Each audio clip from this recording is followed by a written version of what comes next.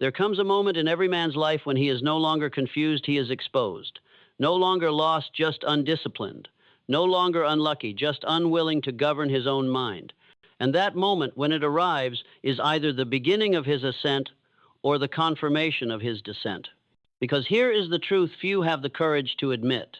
Your life is not a result of what happened to you. It is a result of how you've programmed your mind to interpret, respond to, and repeat what happened to you. What you call fate, what you call circumstance, what you call difficulty, is simply the echo of a mental pattern you've refused to confront. You are where you are because your mind has been wired that way by environment, by repetition, by emotional reaction, by unconscious self-talk, and by every excuse you've rehearsed into habit. And unless you reprogram it deliberately, decisively, and daily, your future will be nothing but a recycled version of your past. This is not a warning. This is a law. If you do not take control of your inner world, your outer world will be hijacked by forces you don't even see. Now, let us not pretend otherwise. Your mind is already programmed by school systems that taught you to obey before you learned to think, by media that trained your nervous system to associate fear with progress, by peers who celebrated comfort and mocked clarity, by emotion-driven decisions that were never audited, only repeated. And unless you wipe that slate clean, unless you rebuild the very structure of your thoughts, you will become a man who lives out his entire life one step short of greatness. So I speak to the part of you that is tired of reacting, the part that no longer wants to be ruled by emotion, fear, approval, or chaos, the part that knows deep within, I was made for more, but my mind is not yet trained to receive it. That part is your inner genius, and it is waiting for you to stop memorizing your limitations, waiting for you to stop treating self-mastery as optional, waiting for you to stop blaming the world for a life you've programmed through distraction, repetition, and unconscious mental drift. Your mind is a tool, not a master. But if you do not tell it what to believe, someone else will. And if you do not train it to obey you, it will obey your emotions. And emotion, left undisciplined, is the architect of every failure. Let us define the core problem with ruthless honesty. You react too easily. You indulge it too often. You compromise too quickly. You delay too frequently. You need to feel good before you move, and that weakness has cost you everything. If you allow emotions to govern your actions, you forfeit your power. But if you command your thoughts, you command your future. This is the cause of your frustration, not the world, not other people, not circumstance, but the failure to interrupt your own programming. So now, let us introduce the solution. You must reprogram your mind before it's too late, before your emotional patterns become permanent, before your tolerance for mediocrity becomes your identity, before your inner chaos becomes your external destiny. Reprogramming your mind begins with detachment. You cannot change what you're still emotionally attached to. You cannot rewire thought patterns you continue to protect. You must step outside of your mental habits and see them clearly like a builder stepping outside a collapsing house to redesign it from the foundation up. That means you stop saying, "I've always been like this. That's just who I am. I'm trying, but no more." These are not truths. These are commands that reinforce a failing operating system. The first act of a man reclaiming his mind is to separate reaction from response. Reaction is automatic. It is emotion pretending to be action. Response is conscious. It is principle moving through precision. The man who reacts remains trapped. The man who responds escapes. Every day you react emotionally, you give power to the old programming. But every day you respond from principle, you lay a new foundation. This is how reprogramming begins, not in the mind, but in your choices. You act with discipline even when emotion protests. You speak with precision, even when chaos tempts confusion. You move with intention, even when fear threatens to paralyze. And you repeat that action not once, not twice, but daily, until your subconscious no longer fights it.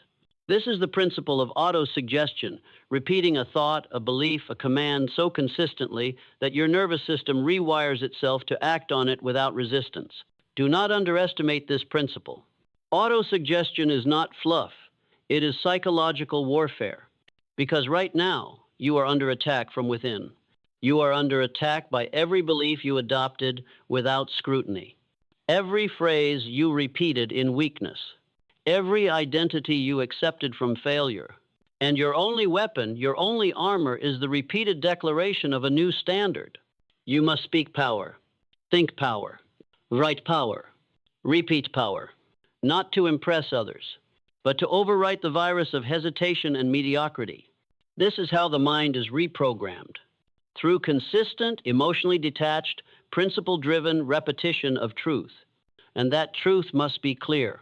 You must define who you are becoming, not vaguely, but with surgical precision, because the subconscious does not respond to hope.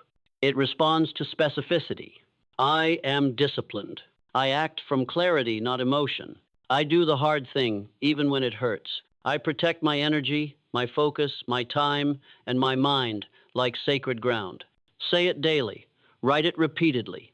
Think it until it becomes automatic, not because it feels real, but because repetition makes it real. The man who commands his thoughts daily cannot be stopped long term, because even when he fails, he refocuses. Even when he loses, he learns. Even when he falls, he never falls back into the identity that once enslaved him. He becomes new, and his life bends to that new self. You must reprogram your mind before it's too late, because every day you delay, your current habits sink deeper into your nervous system, carving grooves of weakness into your identity. If you allow the same excuses to loop in your mind unchecked, they become architecture. And architecture becomes environment. And you will live inside that environment calling it reality, when in truth it is only a mental prison you built by neglect. Let me remind you, you do not rise to the level of your goals. You fall to the level of your mental discipline. And mental discipline is not a product of intelligence. It is a product of intention repeated until it becomes instinct. Every thought you entertain is a command. Every sentence you utter is an instruction to your subconscious. Every time you say, I can't focus, you are deepening that identity. Every time you say, I'm tired, I'm overwhelmed, I'm not good at this, you are reinforcing the exact mental architecture that has kept you broke, distracted, and emotionally reactive. If you do not intervene, your mind becomes your jailer. But if you take control, your mind becomes your most loyal servant. And here is how you do it. The first principle, thought before feeling. Never again allow how you feel to determine what you do. Feelings are feedback, but they are not fact. They are echoes of your history, not instructions for your future. If you allow your feelings to run your life, you will never live a day rooted in clarity. You will only bounce between emotion and exhaustion, driven by invisible impulses that weaken you. Train yourself to pause, to observe, to ask, is this thought aligned with who I am becoming? If yes, act. If no, replace it with one that is. This is accurate thinking, one of the rarest forms of power in existence. It is not optimism. It is not pessimism. It is precision. It is the refusal to allow imagination, fear, or social pressure to dictate what you believe about yourself or the world.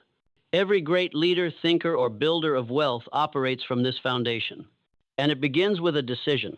I will no longer think automatically. I will think accurately. The second principle, emotion is not authority. Your feelings are not your ruler. And every time you obey them without question, you weaken your ability to lead yourself. This is why most people can't stay consistent, because they only act when it feels good. But success does not care how you feel. It only responds to what you do. And what you do repeatedly becomes who you are. So begin now, detach from the emotional drama of the moment, and ask a better question. What is the correct action according to my higher standard? That is how the mind is reprogrammed, not by escaping emotion, but by refusing to let it lead. Let principle lead. Let the mission lead. Let the future version of you lead. And let emotion follow or be ignored entirely. The third principle, detachment creates power. Most people are mentally weak because they are emotionally addicted. Addicted to comfort. Addicted to reaction. Addicted to stimulation, validation, comparison, and noise. They check their phone before they check their thoughts. They check for approval before they check for truth. And because of that, they never become dangerous. But the man who detaches becomes untouchable because he does not beg for motivation, he generates momentum. He does not argue with distractions, he deletes them. He does not attach to outcomes, he attaches to excellence. And in doing so, he becomes a force. Not emotionally cold, but emotionally governed. Not numb, but neutral. Not passive, but controlled. This is how the mind becomes a weapon, not just a sponge. You must decide. From this day forward, I detach from the emotion that interrupts clarity. That doesn't mean you suppress how you feel. It means you do not let what you feel decide who you are. The fourth principle, personal initiative is the cure for mental decay. You must move. Not someday. Not later. No. You must act before you feel ready. You must decide before others understand. You must speak the truth before anyone claps. Because the habit of starting without permission is the cure for the disease of passivity. Most people wait for signs. But signs follow movement, not the other way around. If you want proof of this, study every man who ever built something that mattered. They did not wait until the market was perfect. They did not wait until they were praised. They acted while others thought. And because of that, they now lead the minds that once doubted them. This is how you claim your seat at the table. You initiate. You take the first step. And you do it daily until action becomes as normal as breathing. Because the man who acts without hesitation rewires his nervous system for certainty. And certainty is not a gift. It is a skill earned by doing what most men delay. The fifth principle. Your environment must be designed, not tolerated. You cannot reprogram your mind while you swim in environments that reinforce your old programming. You must audit, not just your thoughts, but your inputs, your space, your circle, your calendar, your rituals. Ask yourself, what am I tolerating that contradicts the man I am building? That could be a phone screen that owns your attention. That could be a relationship that glorifies chaos. That could be a workspace that reflects clutter and mental confusion. That could be the music, media, or conversations you consume daily without question. Every one of these is a line of code in your subconscious. And unless you take control of that code, your mind will be programmed by noise. You must become a guardian, a gatekeeper. You must filter your inputs with military precision, because garbage in means garbage out. And no man has ever built greatness from polluted thinking. Reprogramming your mind means designing your environment to reflect your highest identity. This is not a suggestion. This is survival, the final principle in this segment. You must repeat until reality bends. No matter how powerful your thought, no matter how true your standard, no matter how worthy your mission, none of it matters if it's not repeated. Repetition is how your mind is trained. You cannot think something once and expect it to become automatic. You must install it through force, through fire, through the quiet, repetitive, daily act of declaring the new self until the old self no longer exists. Say it, write it, act on it. Again, and again, and again. Because when you do this, you are not just thinking, you are reprogramming. You are not just affirming, you are transforming. You are not just planning, you are becoming. And that is the entire mission, to become the man your mind was once too weak to imagine. Do not underestimate the force of repetition. The man who repeats weakness programs his failure. The man who repeats strength carves destiny into his subconscious. You are not struggling because you are incapable. You are struggling because you have rehearsed self-doubt more than self-command.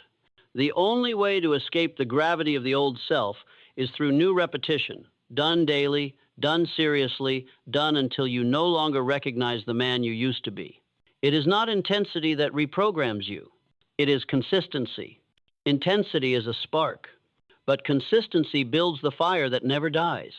And you must become the man whose fire is no longer dependent on the weather of emotion. You must generate it, stoke it, feed it, guard it until it becomes self-sustaining. This is why the undisciplined man fails, even when he is talented, because he treats his own mind like a hobby, not a throne. And the throne cannot be claimed by accident. It is seized by force, by clarity, and by discipline that ignores the noise of convenience. Understand this: your mind is not a friend until you conquer it. It will betray you in silence. It will seduce you with comfort. It will convince you that you can delay the right thing, entertain the wrong thing, and still become something great. It will lie to you until you believe that struggle means failure, that confusion means stop, that slow progress means no progress. But here is the truth: the mind only submits to what you prove is non-negotiable. And if discipline is not your daily language, then distraction becomes your native tongue. If you do not lead your mind, someone else will. A screen, a voice, a trend, a weakness. You must look into the mirror every morning and declare war not on the world, but on passivity. You must reclaim your throne and say, "From this moment on, my mind obeys me. Not my fear, not my habits, not my fatigue, not my excuses, me." And then prove it by how you move. This is not philosophy. This is strategy. And the man who lives by strategy becomes the commander of his life. There is a secret among the few who rise to power in any domain. They do not flinch, not at praise, not at criticism, not at chaos, not at silence. They walk into the room calm, not because they feel calm, but because they have trained themselves to detach from emotional volatility. This is mental neutrality, and it is more valuable than any strategy, investment, or education you'll ever acquire.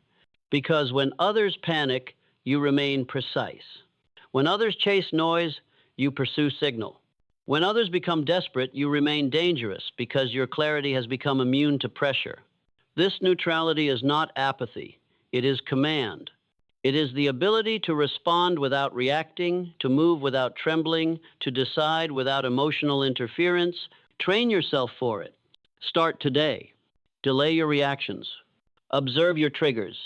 Interrupt the loop. Ask, is this a response or a reaction?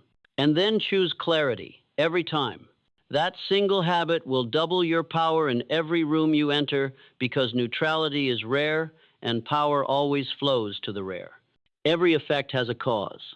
And every behavior, every result, every outcome in your life was first born in thought. If your finances are unstable, your thoughts about value, wealth, and worth are scattered. If your relationships are chaotic, your thoughts about boundaries, respect, and truth are unclear. If your health is neglected, your thoughts about discipline, pain, and long-term gain are immature. The world is not punishing you. It is mirroring you. And until you master the first cause, your thoughts, you will remain a slave to the visible while your life is quietly authored by the invisible. So you must think, not casually, not occasionally, not emotionally. You must think like a sculptor, shaping identity, chiseling vision, carving clarity into the block of raw mental chaos. This requires silence, solitude, stillness. It requires you to unplug from noise, sit with yourself, and ask the rarest questions. What is true? What is effective? What is aligned with the man I choose to become? And then think until the answer appears. Most people don't think. They remember. They react. They recycle. But the man who thinks becomes original. And originality is power. There comes a moment where you must declare not to the world, but to yourself. This version of me is no longer allowed.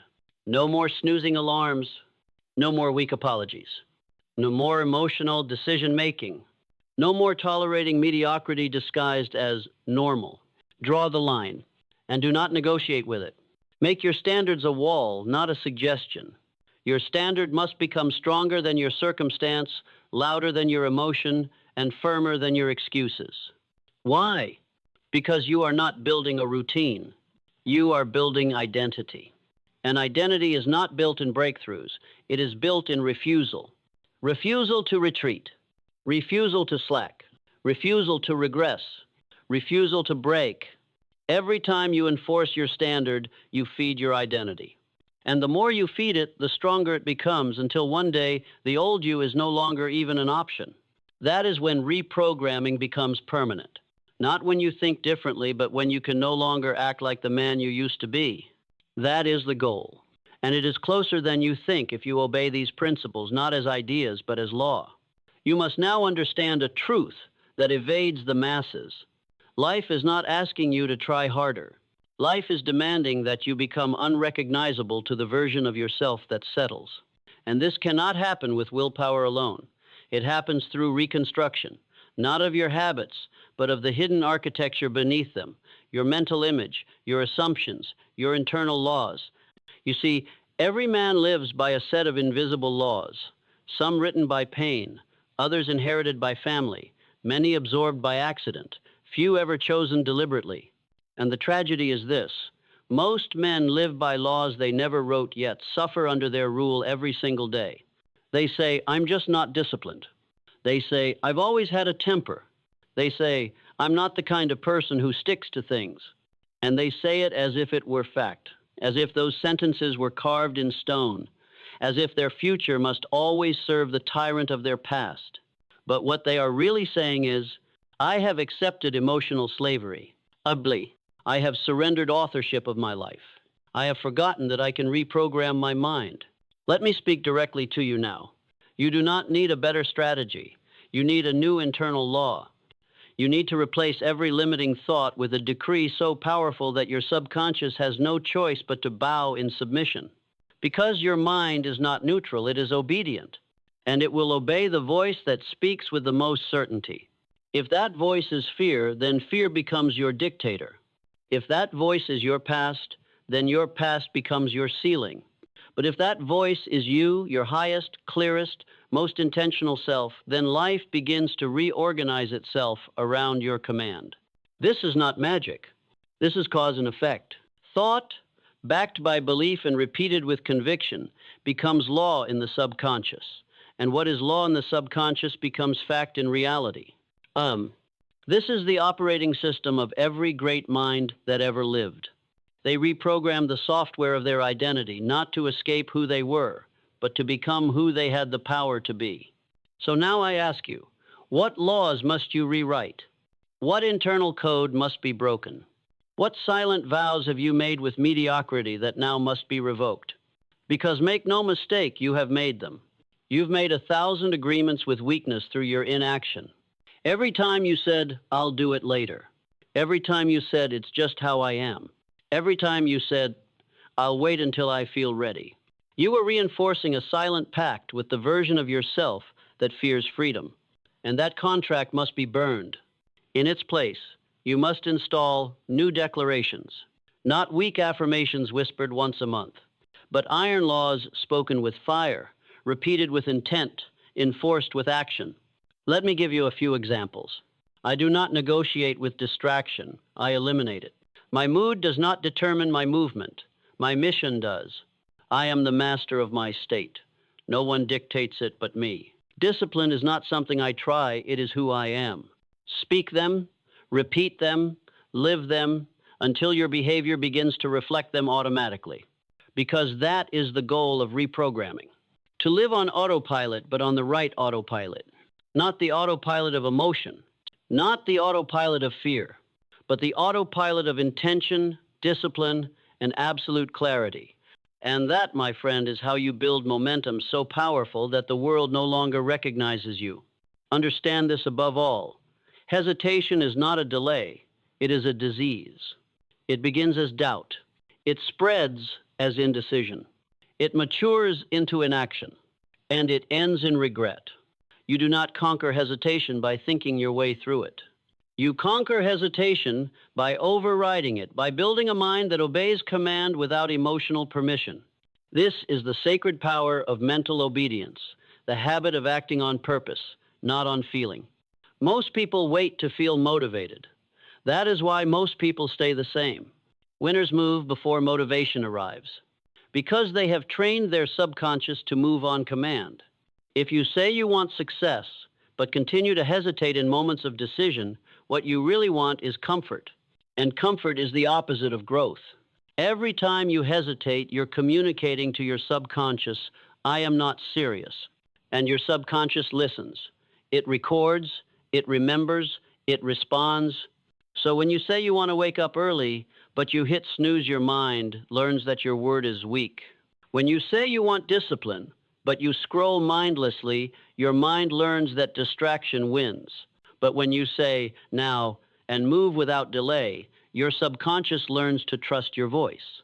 And trust is the foundation of identity, because a man cannot build confidence without internal credibility. And you cannot have internal credibility until your words match your action consistently, especially when it's hard. So you must begin small but absolute. No more, maybe tomorrow. No more, I'll try. Replace those phrases with this law. If I speak it, I move. No delay, no loophole, no emotion necessary. That single shift, replacing permission with precision, will triple your power, because the man who moves without emotion becomes unstoppable. He is no longer managed by moods. He is no longer delayed by doubt.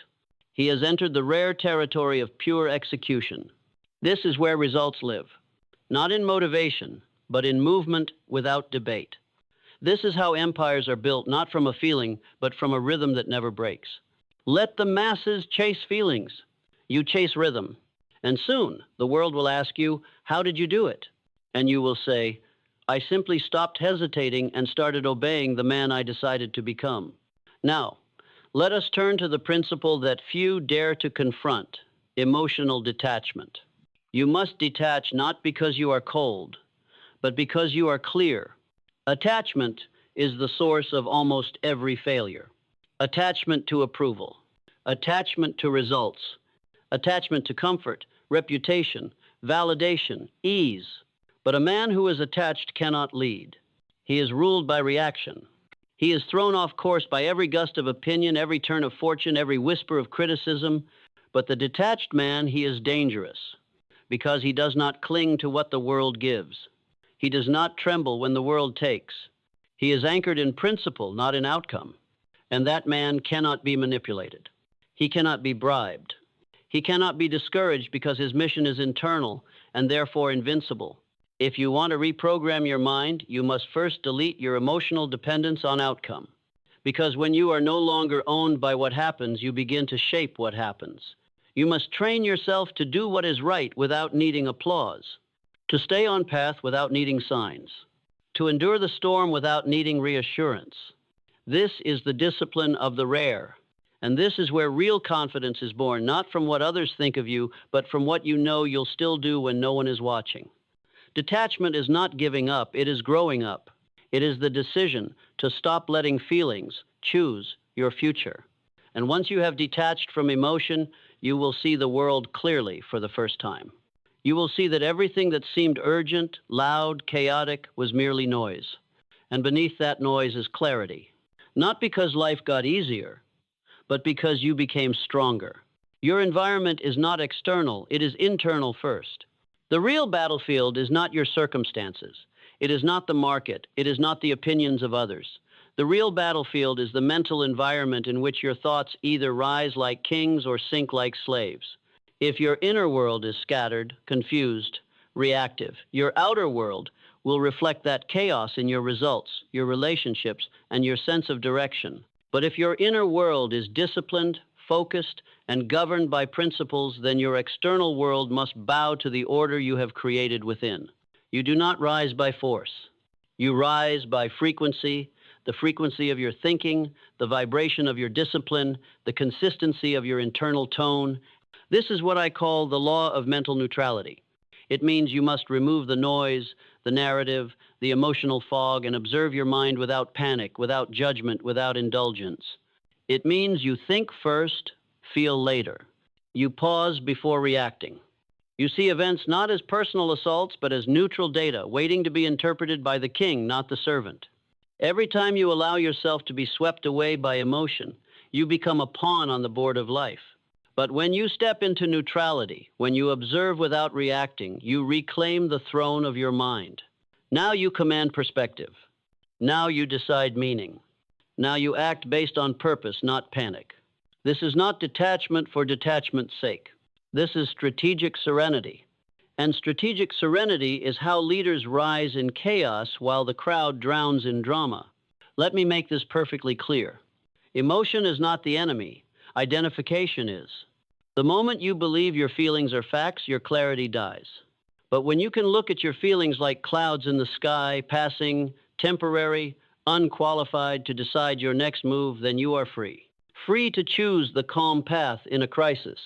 Free to choose the bold action in fear. Free to choose the wise response when provoked. And freedom of choice is the beginning of mastery. So now you must ask, do I own my mind or merely occupy it? Do I rule over my state or am I ruled by what I think I feel? If the answer is not absolute, then you have more work to do. Because neutrality is not passivity. It is power without desperation. It is clarity without craving. It is movement without noise. And only from that calm, command-filled state can you build a life that moves when you move and rises when you rise. Now hear me when I say, nothing you've just learned matters unless you apply it daily. That is the final gatekeeper. Ritual, not theory, not inspiration, not knowledge. Ritual, repetition, rhythm. The man who becomes rich, fulfilled, unshakable is not the man who feels ready, but the man who does the hard things so consistently that they become who he is. You do not become strong by thinking about discipline. You become strong by repeating discipline when you least want to. You do not become calm by reading about detachment. You become calm by choosing principle over feeling 1,000 times a day. You do not become successful by hoping. You become successful by installing rituals that operate with mechanical reliability. The sun rises. You rise. The weak sleep in. You build. The world reacts. You decide. This rhythm is the bridge between desire and destiny. And every time you repeat it, you reinforce the belief that you are the kind of man who follows through. And that belief eventually becomes law. And once it becomes law, success follows you not as an accident, not as a surprise, but as a result you engineered. There is a law greater than gravity, greater than economy, greater than chance. It is the law of identity. And it states, you can never outperform the self-image you refuse to outgrow. You may act like a winner for a day. You may speak like one for a week. You may even trick others into believing you've changed. But until you change your identity, until you declare with finality, this is who I am now, your old self will drag you back by the throat. Because the mind protects what is familiar. And if failure is familiar, it will protect failure. If laziness is familiar, it will justify excuses.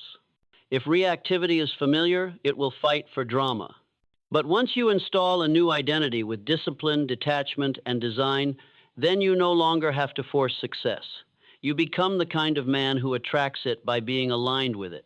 You must say, I do not respond the way I used to. I do not make choices based on feeling. I choose based on future. I do not ask permission to rise. I declare it. This is not a personality shift. This is a psycho-spiritual rebirth. And it begins the moment you stop waiting for the world to approve of your transformation. Stop explaining. Stop announcing. Start becoming. Because the man who builds in silence builds without interference. You do not need applause. You need alignment. You do not need sympathy. You need standards. You do not need support.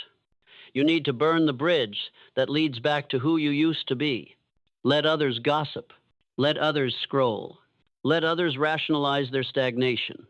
But you must live like a man on fire. Not emotionally, but deliberately. You must wake with a sense of unbreakable war cry in your blood that says, I will train my emotions like a warrior trains his blade. I will act in peace as fiercely as others act in anger. I will hold the line when others beg for comfort. And if you do this, if you stay true to this daily, if you protect this frequency like it is your last breath, then success will not be a fantasy. It will be a mathematical certainty. Because when your inner world becomes a fortress, when your thoughts march in alignment with your standards, when your actions reflect your deepest intention, life surrenders. Circumstances begin to obey you. Opportunities begin to find you. Distractions begin to avoid you. And the man who once doubted now dominates not by accident, but by design. Reprogram your mind before it's too late. Before the noise gets louder. Before the years pass faster. before your potential is buried under comfort, chaos, and compromise. Because your mind is the master switch to everything you want. And if you do not flip that switch, no amount of books, routines, or goals will save you. You have the power. You have the right. And now you have the truth. So rise. Not tomorrow. Not when it's easier. Now. Because now is all you've ever had, and the man who masters now owns everything that comes next.